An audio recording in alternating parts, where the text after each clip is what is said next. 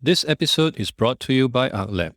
ArcLab empowers your organization to improve your workforce performance through just-in-time, easily author and distribute training and digital SOP modules to your deskless workforce. Anytime, anywhere, in any languages. Listeners to my pod get 10% off learning design services. Simply go to arclab.io/Adrian Tan to claim this special offer today.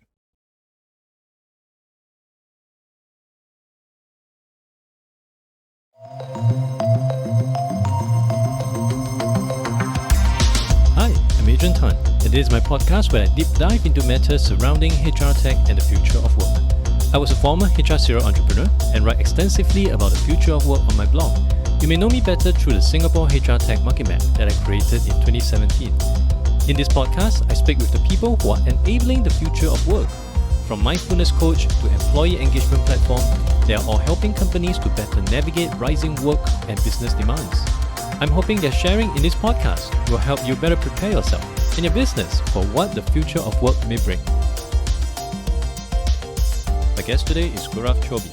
He is the co-founder of Mesh, a modern performance management platform backed by Sequoia and Y Combinator. Gaurav has been a lifelong student of people management and HR technology. He is a former people and culture consulting leader with experience of over 300 people performance, pay, engagement, and analytics client assignments across 30 plus countries. In addition, he helped organize over 500 people and culture transformation workshops with leadership and management teams in those roles. Hi Gaurav, thank you for coming on to the show. Hey Adrian, thanks for having me. It's a pleasure to be here. Let's begin by helping the audience to understand a bit about Mesh. In simple terms, what exactly does it do? Mesh, Adrian, is a modern performance management system that fits the way modern digital native companies actually work. In layman terms, it's built to allow knowledge workers today to accomplish goals and get timely feedback that helps drive business performance as well as employee growth. You were actually looking at becoming a partner at your previous company. In fact, 3 months away from a partnership after being in the company for 9.5 years. That must be a very hard decision to make. What motivated you to just drop everything and make the leap of faith? It was certainly a hard decision, Adrian, not just on my part, but for my entire support ecosystem, which includes my family. But to answer that question better, I'd like to dial back to where really my journey started. So for well over a decade in human capital consulting, the kind of life where the suit and tie had to be surgically removed from my body every Friday evening.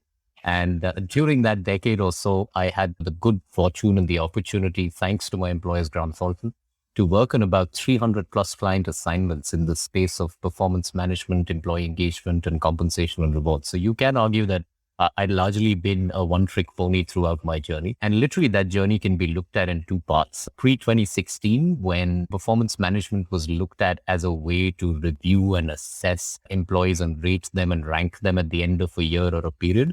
And post-2016, when the very pioneers of this process, namely GE, Microsoft, picked this up and threw it out of the window and said, hey, performance management is much more about driving business growth and employee growth than just rating and ranking employees at the end of a period. And around that time, the kind of interventions that I was designing and rolling out for organizations started becoming very specific and bespoke to the context of the organization.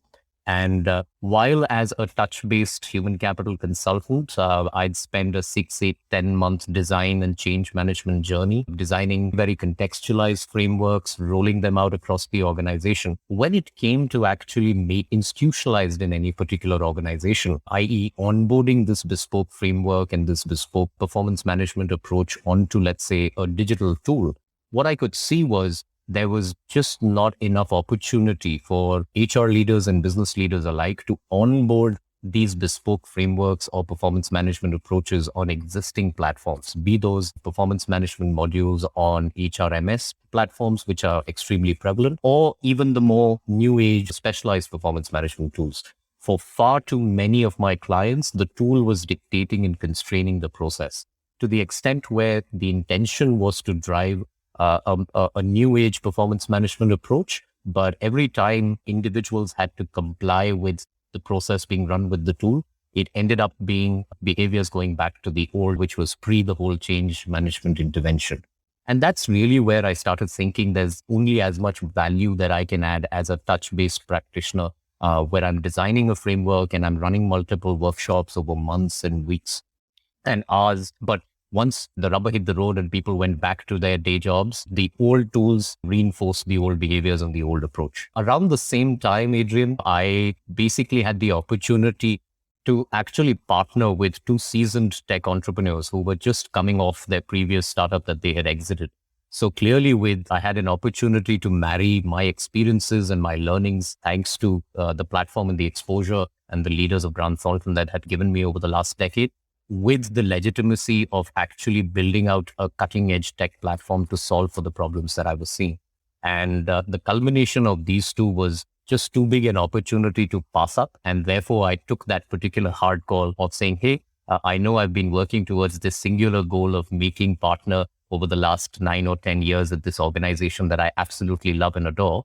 But a few years down the line, will I look back and regret that I had an opportunity to actually solve for a burning platform and I didn't take that opportunity? I was recently reminded about this as well. There's a HR Tech founder in Singapore, Leong Chee Tong. He founded Engage Rocket. And he mentioned about the same thing. And he actually attributed it to Jeff Bezos. Jeff Bezos had this regret minimization framework. Absolutely. Essentially, imagine yourself 10 years down the road. When you look back, are you going to tell yourself you regretted what you didn't do, or are you going to look at it in a very different manner, which of course motivated him to just jump straight in? In fact, there's a bit of similarity. He was also in quite a very cushy position before making the jump into software. But back to your journey, I think to find out from you that because you have seen all this kind of different performance strategies, management system, and I highly agree with what you said. When the rubber hits the road, it's like what I think one of the boxer, I can't remember his name. Everyone has a plan until he gets a punch in the face. And in many companies, when they're so busy, everything that they are supposed to do just were thrown out of the window. And it's honestly one of the reasons why I gave up on career coaching last time, because you can tell people to do X, Y, and Z, but when they try to apply it, it never happens. So to the kind of strategies, the things that you've observed over many different companies, you mentioned about 300 over of them. What are some of the key essence that you have identified from this exercise? Are there any major surprises that caught you off guard? Truth be told, while I had first-hand experience of working with my client organizations, but when we co-founded, we didn't immediately start writing the first line of code per se. We didn't take anything for granted. In fact, in the first 8 to 10 months of starting up Mesh, we actually reached out and sat down with co-founders, CEOs, chiefs of staff, and also people and culture leaders of close to about 200 modern hypergrowth companies across the US as well as Asia Pacific. And to be very honest, it wasn't very surprising what we heard, but I'd like to share with you the common themes that emerged. Before I jump into the common themes, Adrian, the first piece that I'd like to share is what were the big drivers of change that we realized were actually making these organizations rethink performance management process as well as the tools that they had. And there was a common theme that emerged in 3 parts. Number one, the environments in which today's modern hypergrowth organizations work are super dynamic. The markets in which they work and operate change so rapidly that it is only natural that their internal goals and priorities need to be as flexible and as agile, the dynamic markets that they're operating in. The second common theme or key driver of this change that emerged was, gone are the days where the top companies of the world were built top down. Today's top teams come together on demand. They're cross-functional teams based on a mix of strengths and skills that come and attack the biggest problems or the biggest priorities of an organization, and then disband and go back, to their home bases. And the third piece really was the kind of year that we've had last year in 2020, which has really nudged everyone into relooking at the way they operate as, let's say, a remote or a remote hybrid team. The aspect of not having everyone in the same physical space really makes people rethink about how do we drive performance or alignment in an asynchronous manner. How do I increase the visibility across a distributed team across the whole globe? Or even, let's say, in the same geography if they aren't really coming into office on a daily basis. So the 3 big drivers, are the consistent themes that we are trying to solve for, or organizations were trying to solve for, which is very dynamic market environments and therefore dynamic priorities internally. The second one being how today's teams aren't narrow functional silos, cross-functional teams that get formed on demand and get disbanded to form another team to solve the next big problem. And the third one being this entire shift to remote or remote hybrid or distributed teams working globally across each other. Now, once you look at these three drivers, the common themes that really start popping up start to make a lot of. And the common themes that really emerge, and this is where I'd like to share with you the answer to your specific question about what was surprising and what wasn't surprising. And really the common themes that you can see are in three pillars again. The first one is, how do these modern organizations define performance? There's actually a lot of consistency on how they define performance. Pretty much every modern organization that's building the plane as they're flying it around continuous performance management continues to stay deeply rooted in appreciating the fact that performance has two pillars: the what, defined by the goals, the projects, the tasks, or the priorities that you are directly contributing towards, and the how, which could be defined by, let's say, leadership principles or values, or even, let's say, competency frameworks based on different roles and career paths in the organization. Now, these two pillars aren't new. They've been around since the time when Jack Welch and GE pioneered this entire approach back in the 1970s. But where you start really seeing the big differences or common themes that emerge are how these organizations actually drive or fuel performance on an ongoing basis, and how they really reward for performance. In terms of really driving performance, this is where the big change from traditional performance management to continuous performance management can be seen, not only from my experience of having worked with my client organizations, but these 200 plus organizations that we sat down and conducted these research-based conversations with. And that's where two pillars in terms of driving performance really comes around. The first one is transparency and visibility. So gone are the days where my goals would only be visible to me or my reporting manager, and I wouldn't have visibility across the top priorities and who's working on what across my organization. And when it comes to this particular transparency, it's driven both by a reset in the mindset and the approach, as well as a reset in the tools that you're using. And I'll speak to the tools a little later. But the second most important part about driving or fueling performance that all of these organizations have been really focusing on or trying to get some rigor on is the rhythm of having structured conversations or a periodicity of frequency of different types of conversation around the what and the how, i.e. around goals, as well as, let's say, your strengths that are emerging.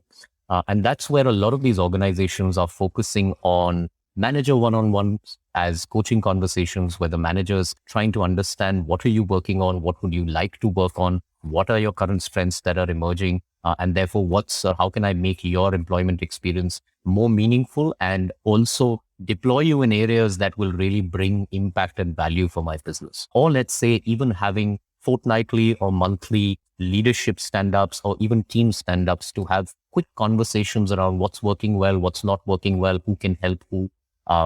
And finally, even using bigger platforms, let's say aspects like town halls or presentations to the wider organization to share where the organization is and where the organization is headed. So in a way, driving and fueling performance on an ongoing basis that traditionally was looked at outside of the remit of performance management has very clearly become very closely coupled with performance management per se. So transparency and looking at a rhythm of frequently bringing the right people together on platforms like team stand-ups, leadership reviews, town halls, or manager one-on-ones was the common theme that clearly stood out in terms of what's happening with continuous performance management. And finally, in terms of fueling or rewarding performance, like I said, the third pillar on performance management, there is a clear indication or a clear emergence of the fact that, yes, at the end of a period or at the end of a year, you'll use performance data to decide people's compensation, to decide people's promotions, so on and so forth. But what's really equally important is the fact that today's knowledge workers, compensation, bonuses, etc., are really not a motivator. They're a dissatisfier. So you need to have that at a competitive level to the market. But what you need to place maybe equal amount of importance or equal amount or even more amount of importance on is whether or not you are, through your performance management conversations through the year, delivering on intrinsic motivators, i.e., are you essentially recognizing people for the smallest of wins? Are you helping them see how their work connects to the bigger picture and giving them that visibility? And are you letting them have a say in terms of which problems they want to pick up to solve, which teams they want to work as part of, and definitely looking at helping them realize and achieve the kind of vision they have to shape their own careers. So the common themes literally that emerged were, number one, the way companies define performance. There is a consistency on that in the two pillars of the what and the how. But the big change is the way companies drive performance through the course of the year rather than only waiting for performance reviews at the end of the period. And finally, decoupling performance conversations and performance outcomes and focusing on performance conversations to deliver intrinsic motivators for knowledge workers rather than only using performance conversations to deliver good, bad, ugly messages and compensation out. The final piece that we also saw, therefore, was from a HR tech perspective, a clear unbundling of the HR tech stack, where traditionally, say, the HRMS was that end-to-end platform that provided for your hiring from an ATS module perspective, your performance from a PMS module perspective, your learning and development from an LMS module perspective. And clearly, given the fact that the whole fueling performance space needs to be driven by business, i.e. leaders, managers, and team members, and not just the HR process owners, organizations today are bolting on more tools on the performance management side in order to be able to run this as a decentralized process rather than a periodic process that the HR process owner drives as a compliance periodic form filling activity.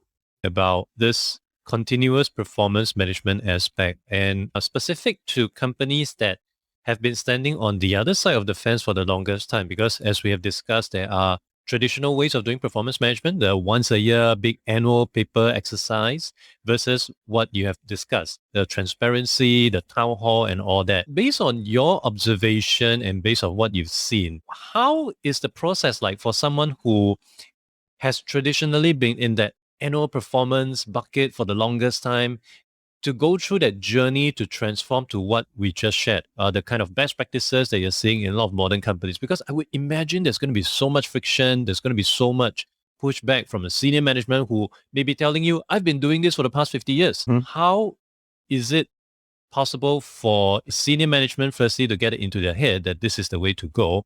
And how long would be the typical duration for companies to move from A to B? That's a very powerful question, Adrian. Truth be told, very often we feel that this transitioning from traditional performance management to continuous performance management means that we really need to look at resetting the very operating system of our organization. But performance management practices on the ground aren't like an electrical appliance that I can, plug out my old appliance and I can plug in a new appliance and everything will be hunky-dory. So that's clearly the first basis where you can't really overnight shift from one realm to another. And there needs to be a much more planned and staggered or stage-wise approach to really going from point A to point B in terms of, let's say, only running periodic performance reviews to running the entire piece that I shared as part of my previous question in terms of really how do you fuel continuous performance conversations through the year. The good news there, though, is the fact that very often there is a pitfall that I see organizations really fall into, which is, hey, are there best practices outside? Can I immediately copy paste that best practice into my organization? Will that make sense for me?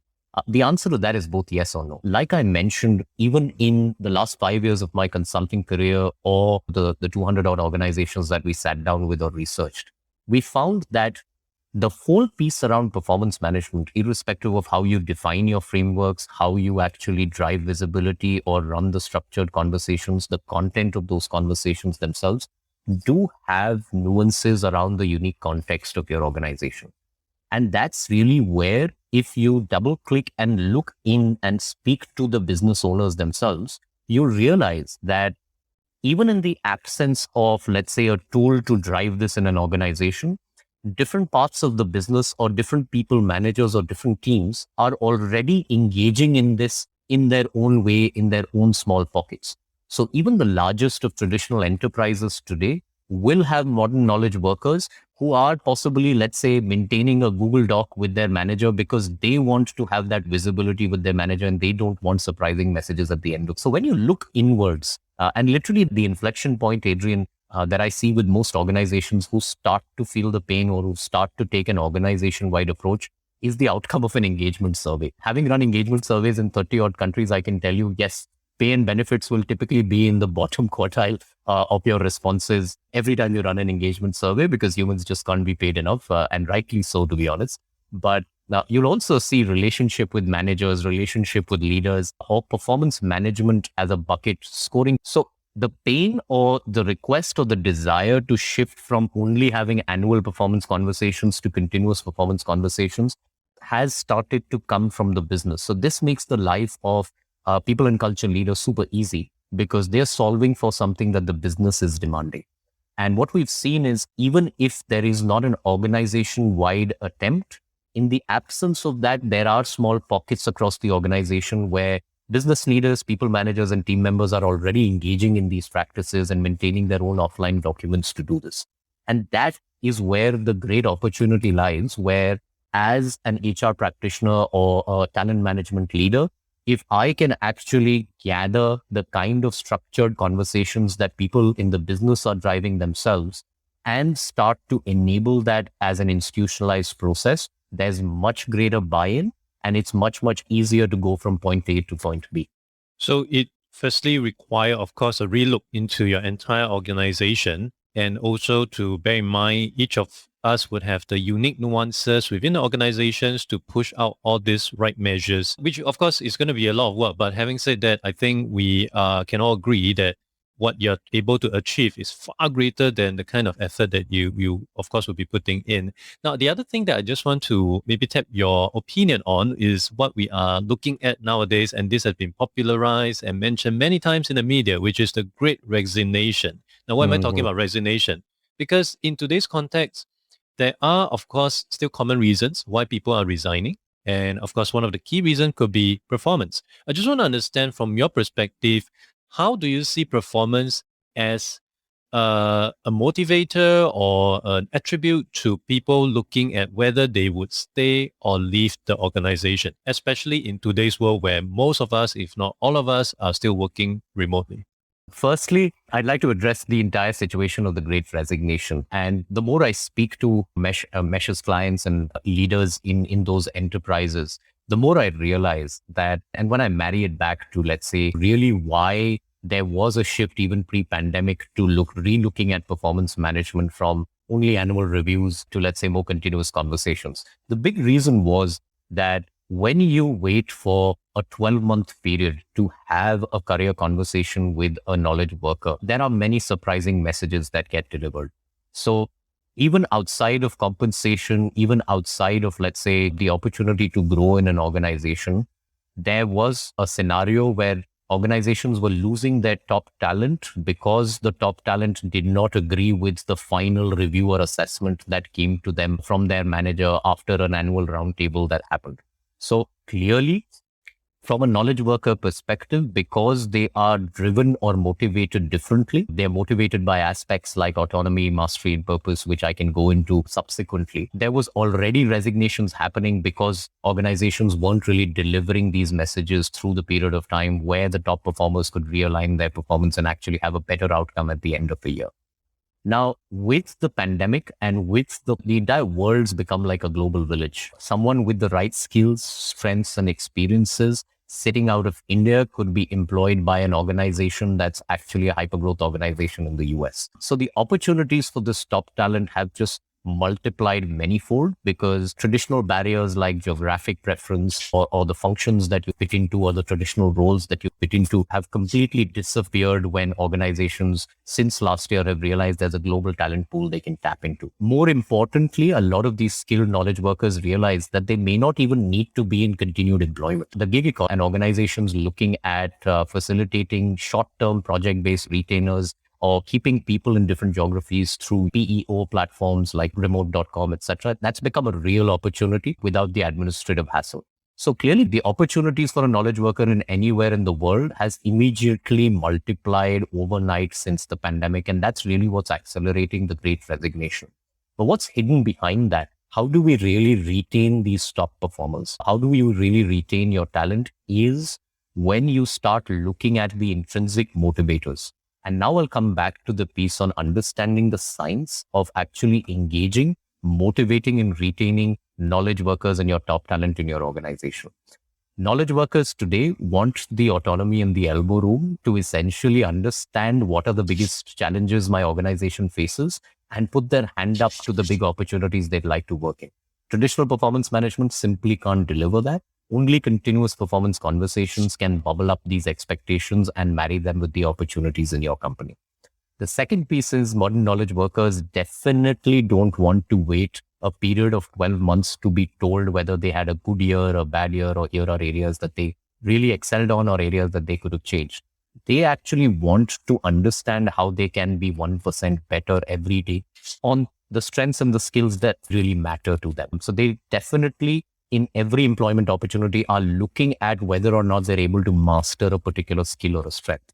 And finally, knowledge workers today, even more than pay, want to be part of a bigger purpose, the reason for existence of an organization or an enterprise. And that's really why you see, for example, for the longest time, these examples have been in front of our face. You can see the most skilled people contributing to an open source platform, Ubuntu or Linux, or even let's say Wikipedia, even though they don't get paid for it, but they're part of a larger mission or a purpose. So from that perspective, to answer your question, the resignation piece as an outcome of poorly managed performance management with only periodic communication or year-ending communication has always existed.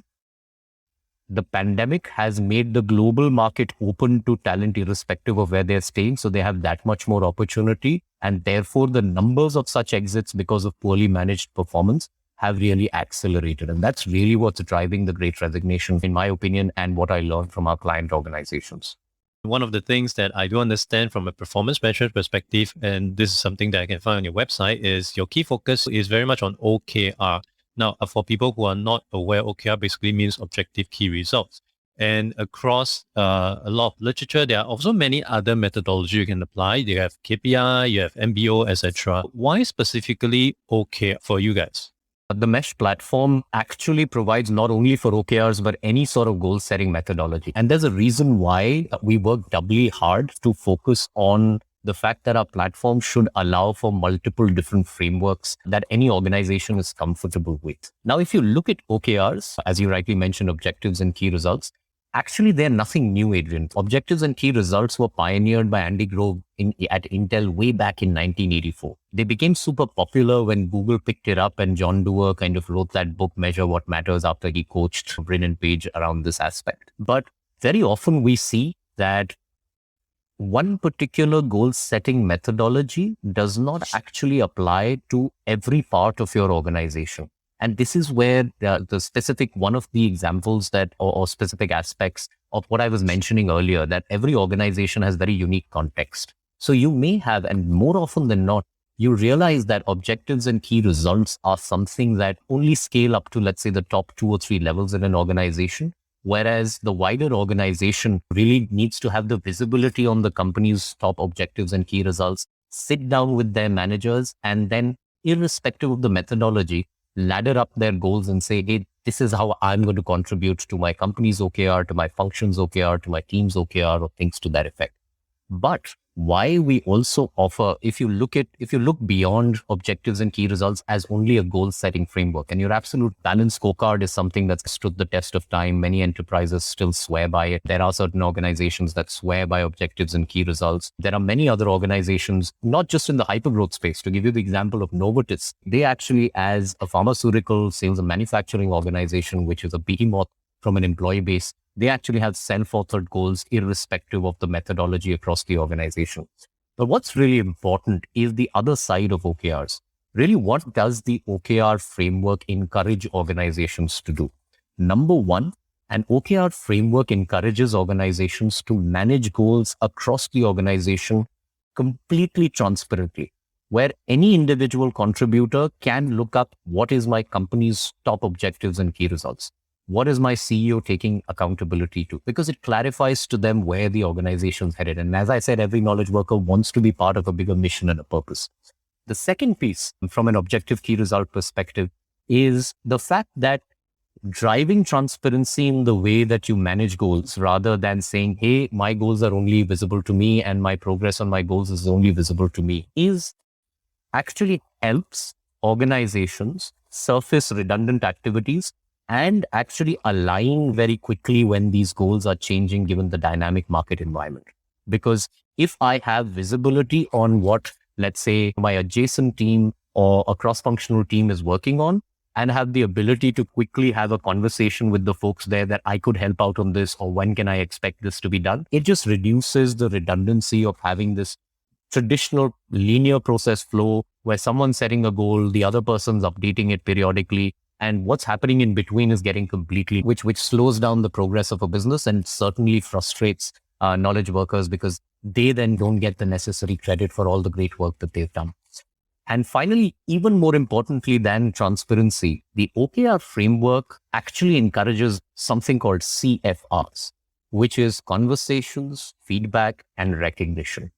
Now, if you look at CFRs, this speaks to the rhythm and the cadence of the earlier question you asked me, which is what's the emerging theme from what these modern organizations are doing around driving or fueling performance. So when we spoke about team stand-ups, when we spoke about town halls, when we spoke about one-on-ones between managers or other team members, there's a lot of more frequent conversations around, hey, is this goal even relevant right now? Should I drop this? Should I pick up something else? Which obviously cannot be done if there's no visibility or transparency around the wider goals of an organization or a team. The second piece is, even if your goals are remaining consistent, there needs to be more regular feedback that comes to you, not just from the manager, but from other team members who are either being impacted by your work or are contributing to your work. Because that not only helps you deliver better on those goals, it also helps you stay more engaged in the organization because you're able to see that you are getting 1% better in delivering what you want to deliver for the organization. And finally, the recognition piece, which is celebrating even the most smallest of wins or progress on any particular OKR or goal or KPI, actually keeps the fuel in the tank going for someone to start wanting to pick up bigger and better responsibilities. An interesting anecdote there, Adrian, is the fact that irrespective of how much you and I are paid, no matter how good our laptop is or the infrastructure I work on is, no matter how my managers and my leaders are, for a knowledge worker, their engagement on any given working day increases by almost 75% when they experience a sense of progress. And experiencing a sense of progress can be delivered in many ways. One, giving visibility to the progress that someone is making, let's say by knocking off an initiative under an OKR, or by even moving the needle slightly on the metric or on an OKR or a KPI.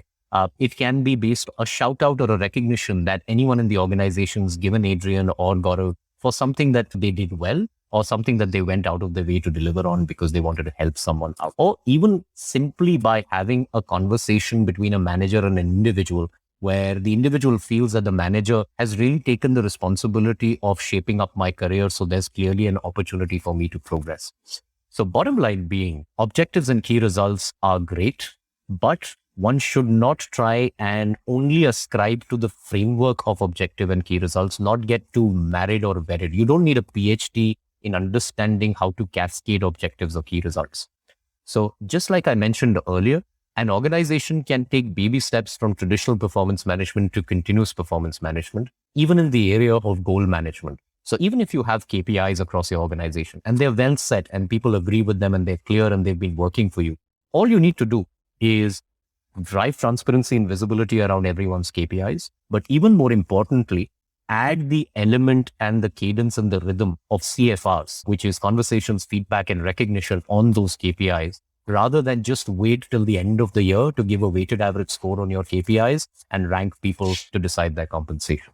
I think the continuous feedback, the regularity of the conversation definitely plays a big part. Nobody wants to know what you did right or wrong at December for something you did in January. It just doesn't make sense. And of course, helping managers, especially, I think especially new people managers who are agreeable with the idea that I should do a one-to-one, but I don't really know what to ask. I think having some guidance, some structure on that would definitely be very helpful. And Gaurav, thank you so much for sharing with us your thoughts today on performance management, on OK goal settings, the CFR and all that. Where can people find out more about Mesh? Very simple, www.mesh.ai. And we've not only got our website doesn't only give you the features about our product and case studies of our customers. What we also focus on is something called the Knowledge Hub, where you'll find lots and lots of material to consume on best practices that we continuously keep updating. I think one of the things, Adrian, that really you asked me a question right up on the top of this particular conversation, which was what really moved you to quit a few months before being admitted to partnership. One of the ethos of the organization at Mesh.ai, Adrian, is yes, we are a tech company and we are deeply rooted in using technology to drive continuous performance management, but we're also deeply rooted in people science. So we do have specialists from a people science perspective. So anyone who'd like to chat with a people science expert who's wondering how to make the change from traditional performance management to continuous performance management, request for a demo, and you won't find a salesman at the other end. What you'll find at the other end is an extended team member who's a people science expert who's more than willing to share best practices that we are learning at this bleeding edge of the performance management space. Once again, thank you so much for making time today. Lovely speaking with you, and I wish you all the best in your journey with Mesh. Thank you. The pleasure's been mine, Adrian. Thank you for all the thoughtful and meaningful questions. Certainly made me rethink why we started Mesh. Thank you for listening to the podcast. You can refer to the show notes for links to more information about our guests and their businesses. If you enjoyed this podcast, it would be helpful to give a review on iTunes or follow me on Spotify. If you're using Overcast, please hit the star button under the episode. That will help get this episode and podcast out to more people who may find it useful. I'll see you in the next episode of The Adrian Tan Show.